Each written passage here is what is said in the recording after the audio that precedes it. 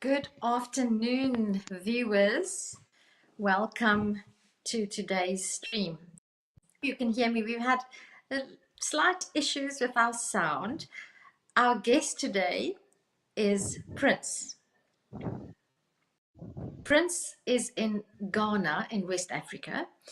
And at this moment in time, all I know about Ghana, it has a population of more than 10 million people, and it's in West Africa. And all I know about Prince is that he has to be a non-believer if he's guest on our show. So, Prince, fill me in, please.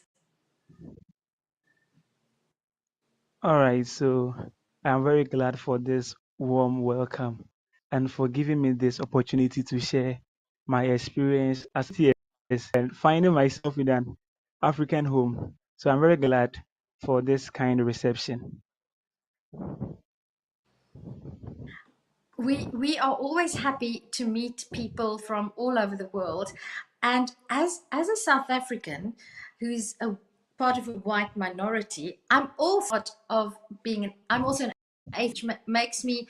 I'm in a double minority. So I'm in South Africa, which has a white minority, but and the being a part of a white minority doesn't really bother me because I think made a lot of progress in terms of race relations in South Africa. But it doesn't bother me that I am in the minority regard the overwhelming prevalence of faith and belief. And the reason it bothers me is because I'm convinced that faith and religion does more harm than good in society. But before we get into that, please tell me, how did you come to be a non-believer? Were you always a non-believer? Did you grow up in a non-believing household? What's your story? All right, thank you. So I was at a certain point in time a Christian, in fact, active one because I grew up in a Christian family, in a Christian home. My father was a very active and a strong Catholic, with my mom being a conservative, let's say Pentecostal. So I had two Christian nations in my household. So I used to join my father whenever he used to attend mass. Yes, and later my mom would send me to prayers in her Pentecostal church. It was until later when I got to senior high school that I decided to dive deep into what I was told to be true. In fact, I was a science student. So with what I was taught in my science classroom and what I was taught in church, they didn't conform. So I had to weigh them to see which one was actually right or which one had sense and logic in it. So, with numerous researches and trying to read the Bible on my own, I got to know there are a whole lot of loopholes in the Bible, and that is what stands as an atheist. You put it so nice. You're very kind to the Bible, referring to it as loopholes. I just want to trace back. It's very interesting to me that your father is Catholic, and then your mom is Pentecostal. So those are two very different branches of Yes. Christianity. Would you Yes. say so? I grew up in a uniform Christian uh, uh, Reformed household, definitely not Pentecostal, but Pentecostal is from the Reformed branch. So you have the origin of Christianity, the Roman Catholic, and then you have this Pentecostal. Do you think that the fact that you're exposed to both these branches of Christianity contributed to your questioning?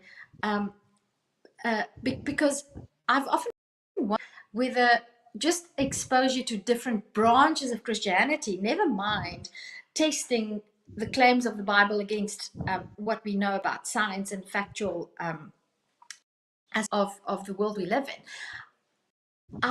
Many people don't even have exposure to different branches of Christianity. Would you say that that experience as a child contributed to your perhaps being slightly more open to asking questions Somebody who would grow up in a uniform Catholic, for example, environment?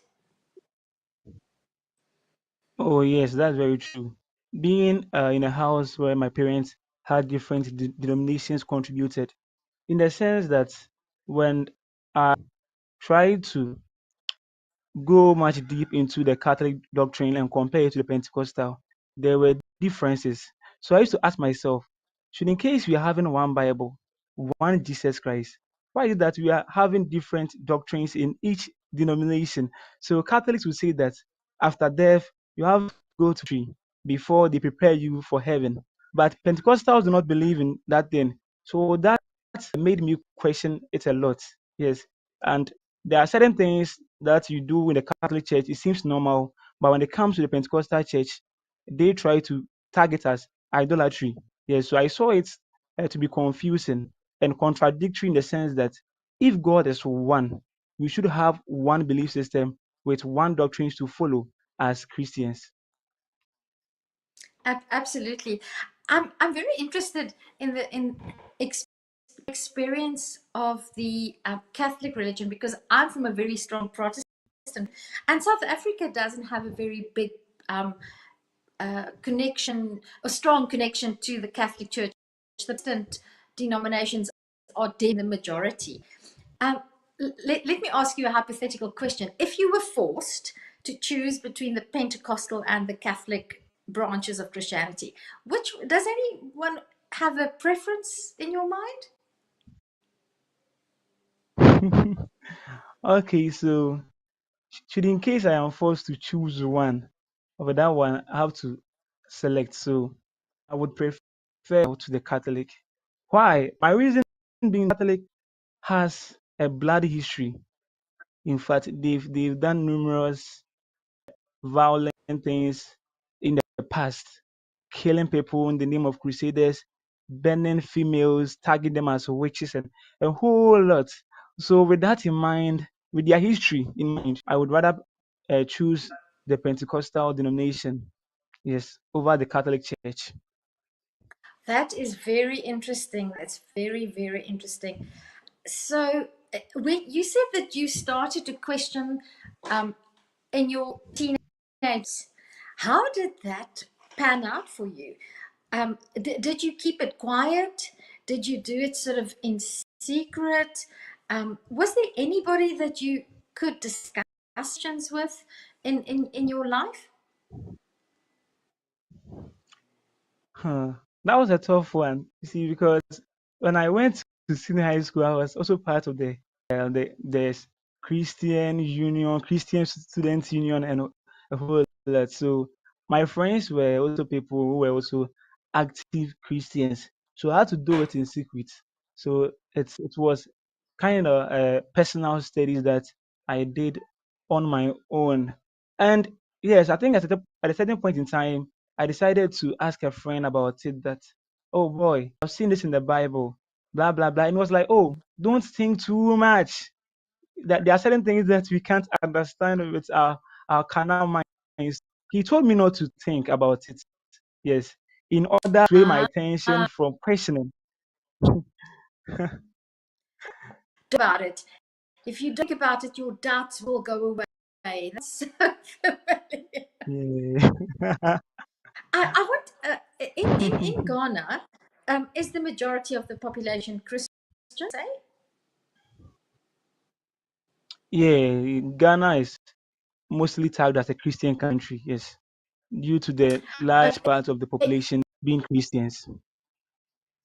And would you say more Protestant or more Catholic in terms of the demographic data? Okay, so there are more Protestants as compared to the Catholics. Okay, that's interesting. Is there a Muslim an influence of Islam in Ghana at all? Oh yeah, there are Muslims too around. Yes, there are Muslims. But minority. They are minority as compared to Christians. Okay, so you now in your mid-teens. and you're beginning to ask questions. You said that you studied science. What is your, I just want to skip forward and ask, what do you do these days to put bread on the table? All right. So I think you asked what I'm doing these days as an atheist. Yes, and also, uh, what is your occupation? Do you your deconversion, your investigations into religion and the truth of the Bible? Do you think it steered your life, even professionally, in a particular direction? And I'm asking this because I know people, um, even people from low control Christian communities who ended up, their career path ended up being influenced very strongly by their faith. They became pastors or ministers because instead of branching into more scientific or more academic career, would you say that your deconversion contributed to the career that you are in at the moment, and to, so what is your Ah, okay. professional path? All right. So I am still a student studying optometry. Yes. So in some few years' time, I will be an eye doctor. So I'm in the field of science at the moment and a part-time teacher. And you know, it would have been so much easier if religion were true, because then you could really just go outside and mix some spit with a little bit of dust, and when a patient comes, you just rub it in their eyes, and then they'll be able to see. It would have been so much easier. But now you have to go through the hard work of learning about the eye and learning, um, you know, it's so that is uh, it's very interesting always to me how people, how Christians separate what they believe to what they do in reality. And that's one of my major, that's one of, I'm happy to be an atheist, because I don't have to separate my belief system from reality. I don't have to believe that God will heal my eye disease. I i can just go to an optometrist because I, or an ophthalmologist, because I know that there's no other way of being healed. So tell me about your coming out story. Do have you, well, if you are here on YouTube and talking to us, then you must be quite, you must be open about your atheism. How did that happen? Was there conflict? Was it, I hope, easy? I hope that you haven't had to sacrifice in terms of relationships and um, other aspects of life. Tell us how did that, how did that happen? All right. So after studying and discovering that religion fallacy on it, I decided to be an open-minded atheist and also one that speaks. In that case, I decided to share certain things that I've discovered on my WhatsApp status, but it wasn't easy because I was called a whole lot of names. Some will call me Lucifer, demon, and a whole lot. My friends would enter my DM and they would say that, "Oh, Prince, it seems the devil is now using you. The devil is trying to is trying to convince you to um, lead astray, or let's say be separated from Christ." So with all that, I wasn't disappointed. So I took it to Facebook and decided to create a whole group for atheists. Yes, and I still used to share my knowledge about atheism and religion. And in Ghana here, should in case they spot you as an atheist, or when they become aware that you are an atheist, people try to not mingle with you and a whole lot. You'll be isolated. But it's you to stand up to the reality than to join people full of delusions. I want to ask you about that isolation. Are you, what my experience living in a rural area is that sometimes a little bit more, there's more isolation if one is in a rural area. Are you, what is the of Ghana? Are you in a more urban area, or are you in a more sub or area? And how many do you have on your page? And please I hope you can share any links to Prince's page. So just give us some indication of the area that you are in, and how easy it is for you to connect with other atheists where you are situated, especially in person. All right. So with where I'm staying, I am located at the western region. I would call this part area because there's not that developed as compared to the cities.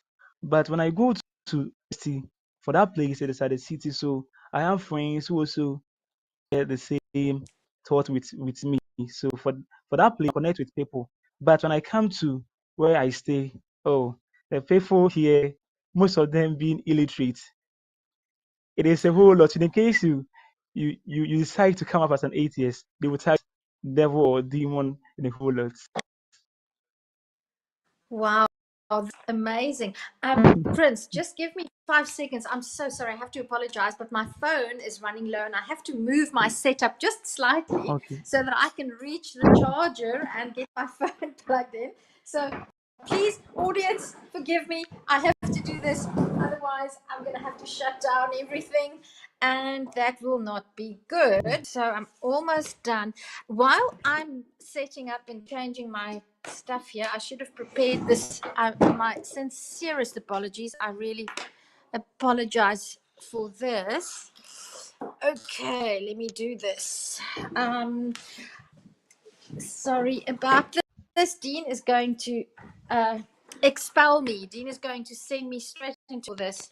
I'm sure of that. He's, or maybe he'll send me to heaven. He won't send me to hell. He'll send me to heaven because he knows that I I'm going was to be about to doing say I'm something gonna horrible. send you straight to heaven. I'm so sorry. I'm so sorry. Send me to heaven. Send me to heaven for one Uh, day. It will be. I'll suffer greatly in heaven for this. Okay, so um, you, if you're still studying, I presume you are not as old as I am. I'm in my early 50s. So would you say that there's an interest in atheism amongst your peer groups, your peers? oh, not all my peers um back into atheism.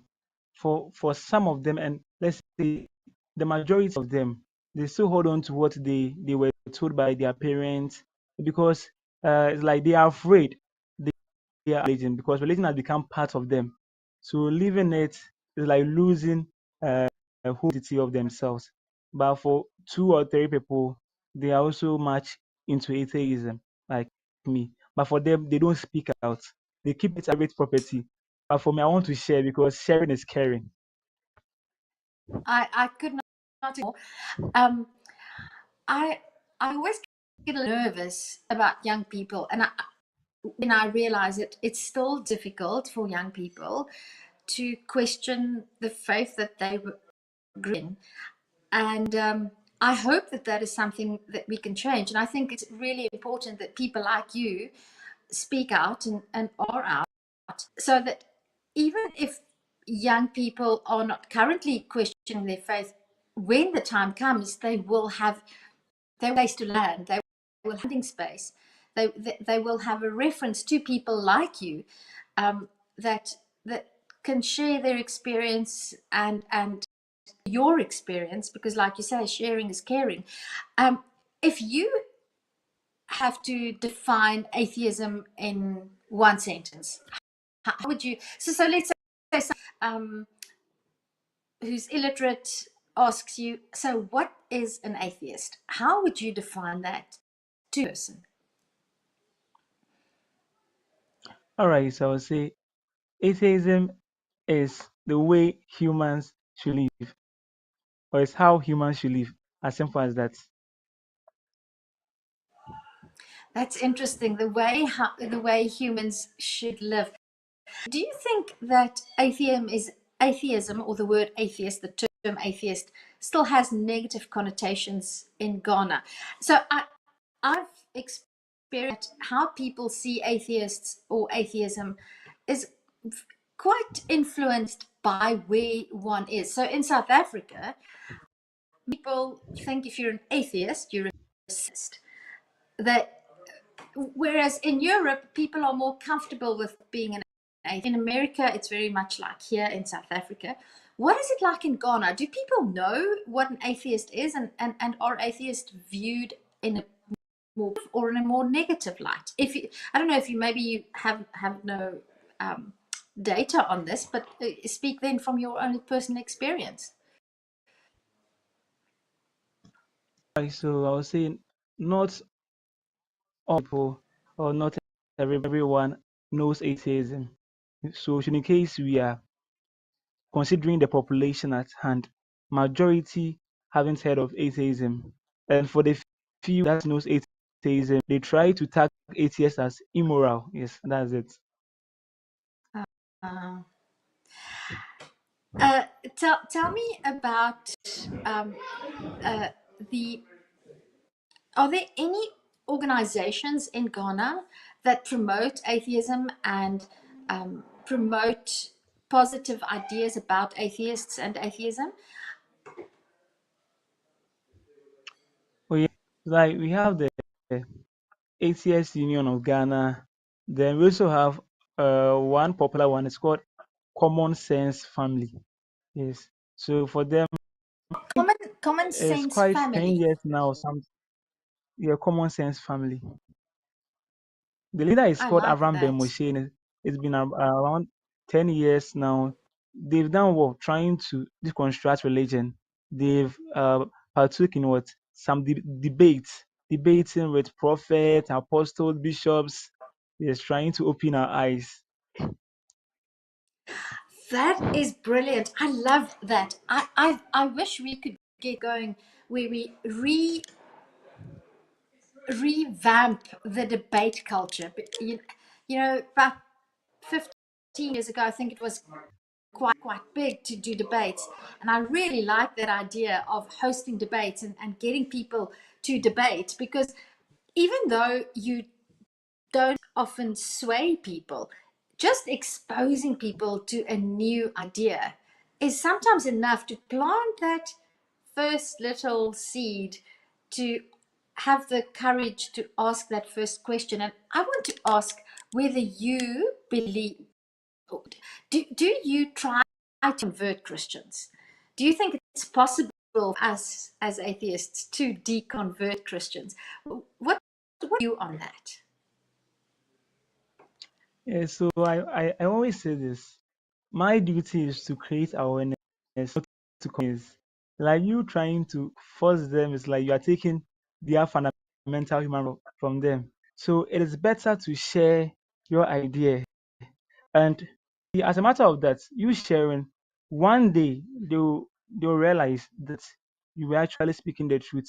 It's not something that takes a second, it takes time. So sharing for let's say a long period of time, not giving up, will actually hit the nerve of someone and they will come back to their senses. Uh, I agree with you, especially because I don't think it is within our power as humans to change people's minds. We can be the trigger to make that person the work, because people change their own minds. If they don't do the work themselves, then we have less power over what people think than than we think we have, which is in a way that's one of the problems I have, is that they're so arrogant that they is their duty to go out and change people's minds about Christ, whereas most atheists I speak to, they just want to inform people, and then it's up to that individual to do the work. I just want to you again. You said something that made me. You said it takes time. It's a process. Now, for some people, that process can take years. For some people, a much shorter process. How was it for you? Did you take years, or was it months? And Uh, I'm asking that because I always find it so interesting. To me, it was just a couple of months, and then the moment the realization came, I said it out loud in the bath one evening. I still had this idea, maybe there is a God, and maybe there is a heaven, maybe there is a hell. And then I sort of said, okay, God, I'm now telling you, I'm an atheist. Now you better do something to show me that I'm wrong. Still waiting. How did you experience that? All right, so see, with mine, it occurred when I was so young. It took years, not it was around 1, 2, or 3. So because the thing was that I was still struggling with doubt. I was told of. So I could become an atheist for 3 months, then I'll return to Christianity because I was wrestling with doubt. And, and even I had a friend who tried to tell me that religion is a lie and all that. But I once argued with him. He said, "Hey, you are Lucifer. Leave me alone," and all this stuff. Because at that time, I was I was so soaked in Christianity. Yes, I was so soaked in Christianity, and I believe strongly. So leaving that thing wasn't something that I did within a short time. So it took years of study. So let's say 2 years before I'm confident and bold enough to say that I'm no longer a Christian. Was there an element of fear of God? If he, I find it really interesting. Would you say identify as an atheist and then you say no, maybe not, and sort of fall back? That's so fascinating. That's why I love to ask this question, because each person's experience is different. Would you say there was an element of fear in making that? For me, there was. That's why I'm asking, because religion uses fear to coerce us into believing, because there is an element of uncertainty. There is an element of I don't see a way definitely proving that there is no God, but then there's not enough. So I identify an agnostic atheist, which means I don't say there is no God. I say, in my opinion, there's not enough evidence to believe in the existence of a God. And how how do you identify on that spectrum? And the reason I'm asking is because I do think it's important to make that distinction, so that how we make that distinction influence on how we have conversations with Christians and believers. All right, so with me, after this, I identify as an agnostic, but sometimes too as an atheist, full-time atheist. And the reason being is that I see evidence being provided to prove the existence of God. There is no entity like that. So comparing what the Bible to describe such a character and living up to reality, I can say with courage that there is no entity like that. I love that word that you just used. I can say with courage that there's no tea like that. That is such a nice expression. And um, this is something that I'd like to touch upon. When you have conversations with Christians, let me begin. Do you have conversations with Christians? Do Christians talk to you? Are they open to have conversations with you? Oh yes, yes. Sometimes they even come to my DM after seeing my post is to try to refute my argument. I love It is because done in a I peaceful find way it. though. Sorry. It is done in a peaceful way though, not as in That's violent attacks, good. no. That's good. I like that. And that is something I think the atheist community needs to encourage, is to have positive conversations. We don't have to devolve into abuse and being mean and nasty. Although I do think that there's definitely a place for satire. And I want to just circle back to that later on. But before I ask about satire, you are a second language speaker of English. So we're having this conversation in English. That is your second language. When do you find that there is a language barrier in discussing religion?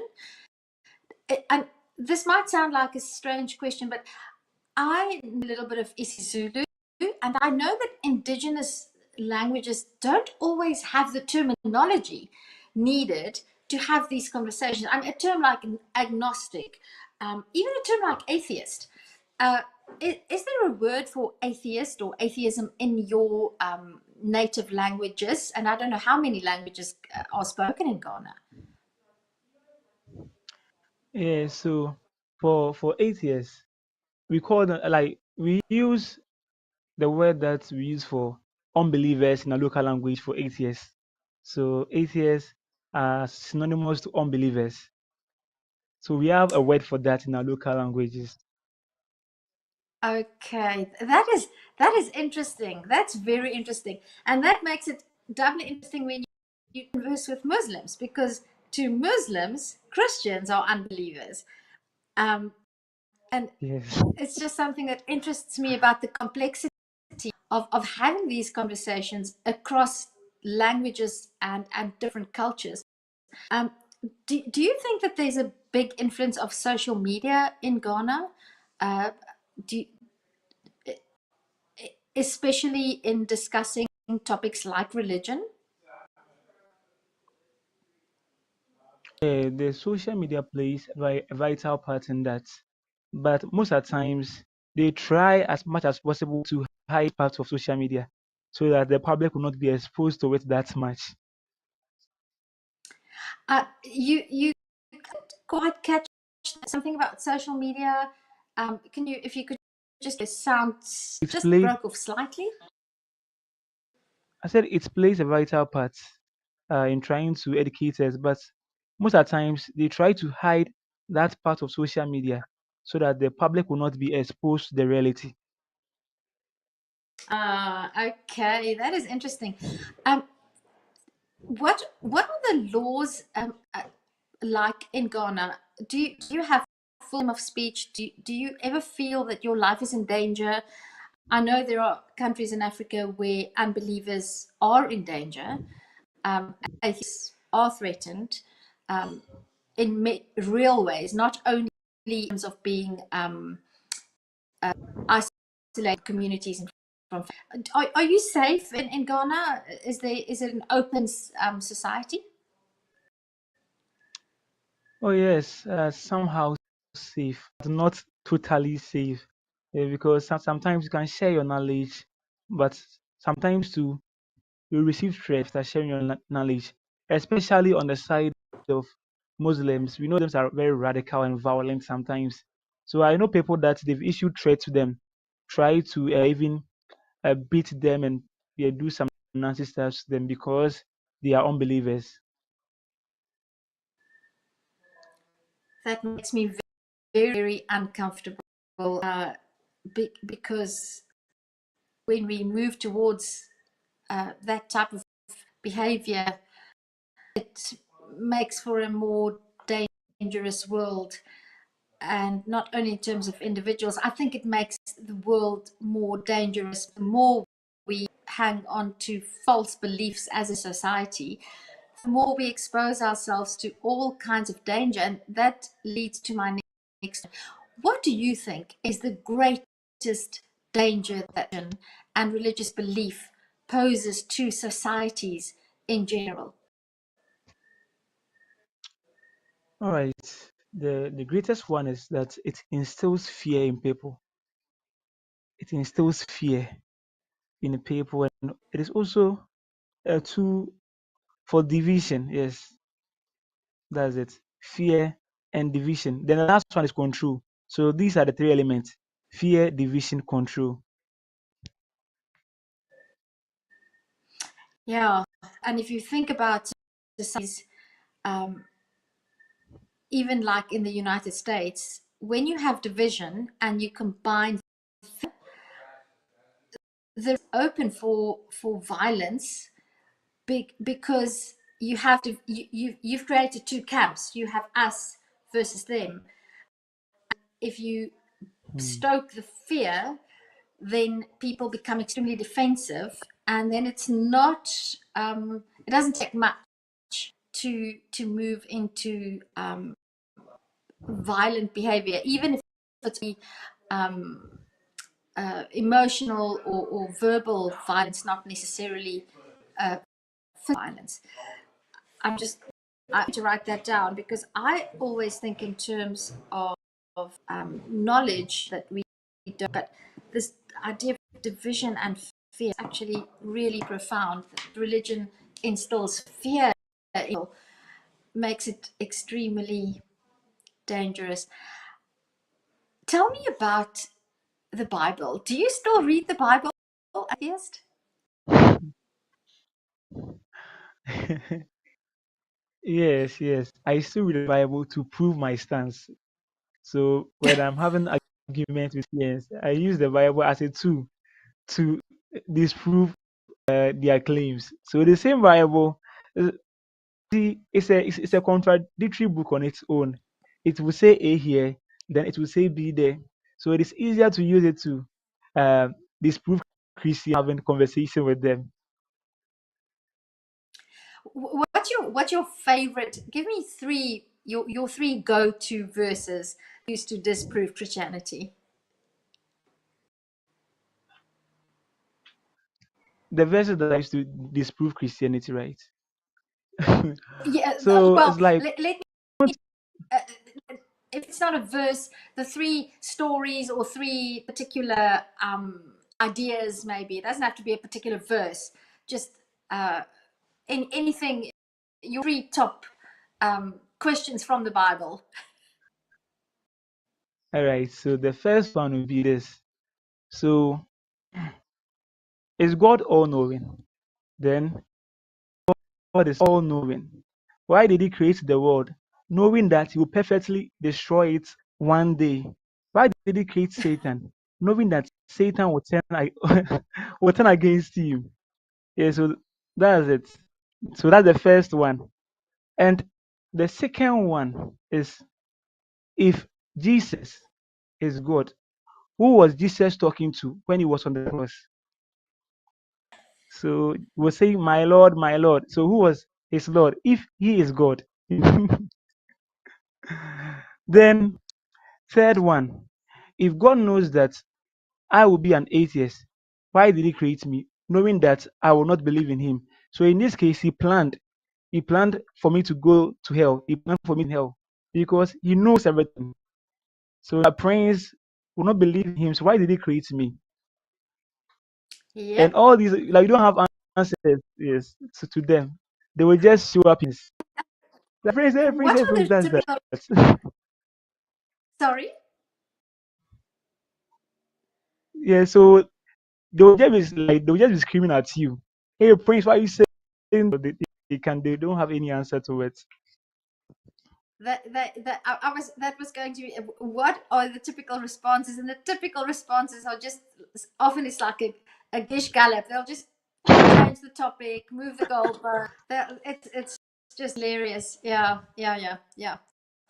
uh, in my opinion, that is the best way to Christians about what they believe, is to ask them, what do they do with their own book?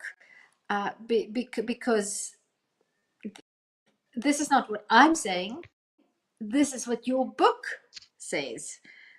What what about that? Yep. Uh, I wish I could observe one of those conversations between you and a Christian. Do you make videos, video conversations? You said you have a page? Do you have a TikTok channel? Do you publish anything about these interactions that you have? Uh, post interaction with Christians, they'll make videos and post on TikTok. A channel called Agnostic Perry. Agnostic Perry. Perry, Perry.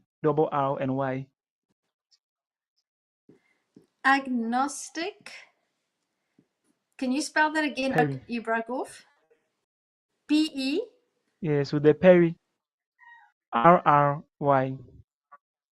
Perry. Agnostic Perry. I'm going to check that out, and I'm going to encourage all our viewers to check that out, because I can just imagine that Okay. being a load of fun.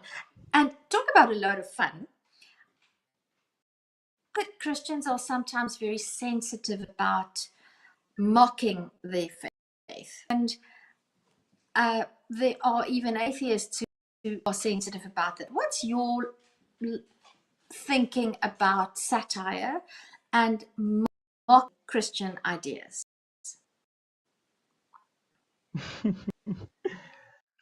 So I find Christians to be hypocrites.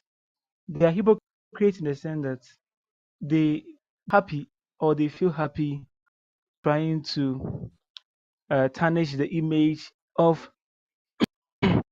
the gods here, the gods in Africa. So they will say that in case you worship these gods, you are a fool. Then they will quote a Bible verse saying that everybody who worships idols are fools. But the moment you descend on them, the moment you channel the same energy to them, for them, they will feel emotional. So that is just hypocrisy at its highest level. So if you feel confident in throwing shakes at people, you shouldn't be complaining when you also ridicule your religion. Oh. So I think you are not averse to ridiculing the Christian religion, nor am I, for the record. I think it's a very powerful tool. I love what you pointed out there.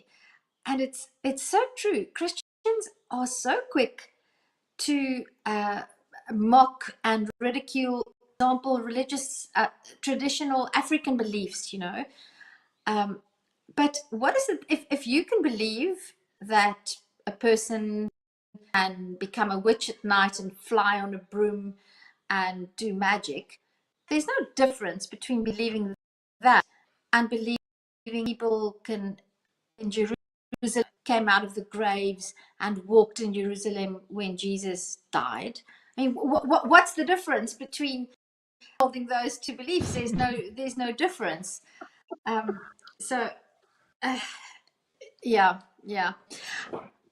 Is there ever where, if you are confronted by Christ, where you would just walk away and say, no, embark on this discussion? Under what circumstances would you do that?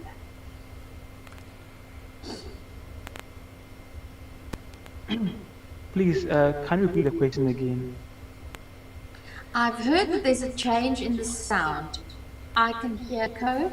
So Yeah, that's can you probably just? because that's me. I'm just waiting for my opportunity to launch in here. As fun Please as do. as fun as this conversation was, and I'm really enjoying it. I have to remind you that we have to prepare for our monthly atheist meetup, which starts in about 15 minutes.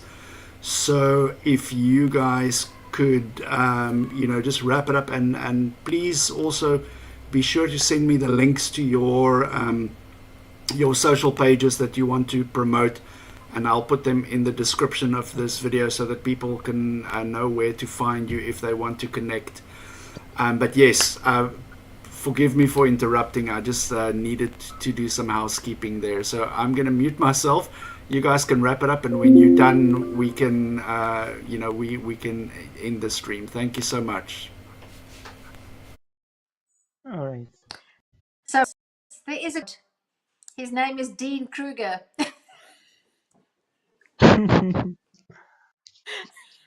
He's the only God I believe in, because he actually intervenes in situations like these when I'm having so much fun, and then he comes and spoil it. But all good things must come to an end. I was asking, are there any circumstances, any situation where you would not engage with a Christian, or a Muslim, a religious person, where you would rather just walk away and say, I'm not going to enter into this conversation? Oh yes, there are some instances. That is when they try to tell me that what I is a sin. So I don't understand because what criteria are you based on upon to call my actions sin? Is it because a book said so? Yeah, so I don't actually subscribe to claims. So the moment they will try to do that, then I'll just leave. I agree. And what would you say to somebody that says, you talk to Christians, why can't we just leave them alone? Let them be them, let them do what they want to do, let them believe what they believe, just walk away. And I've had that from atheists. Just say, why do you want to talk about it? Why do you want to engage with Christians? Just leave them. Let it go. What do you say to somebody who says that? So let's say that person is not being fair, and that is due to the fact that we are living in a society or in parts of the world that religion has been part of what they've used to shape our lives. In fact, they've used religion to be, let's say, the standard for morality, to govern how people should live, how they should live. So as a matter of that, for me as a rational human being, out and say that all these claims, all these religious sayings are actually not true in the sense that they are just trying to instill fear in us. We should let people do whatever they want, and we should source based on critical thinking, logic, not based upon fairy tales. Brilliant, brilliant. So we have been told that we should to wind up, and I want to um, do it by asking you this one final question. So I'm going to ask you, if you were to be given $1 million today, how would you spend that to further the cause of atheism? And so if I'm given that huge amount of money, I would just try to create more science centers than churches, country centers where people will be taught uh, how science explains certain things. Because with certain people, because they don't have idea about certain things, they will call it miraculous. But science actually has explanations to all these things. So a country that lacks science is probably going to stick to beliefs. So when science is being widespread in the country, it will help to promote atheism. I love what you've just said, and it's so positive uh, because that ultimately is how we combat the bad influences religion has in our world, even in the first century when we have AI and we know so much. There are still many, many, many millions of people all over the world who really don't understand the basics of science. So, on that note, I'm going to wish you best of luck in your studies. And I do hope that one day you will get your $1 million.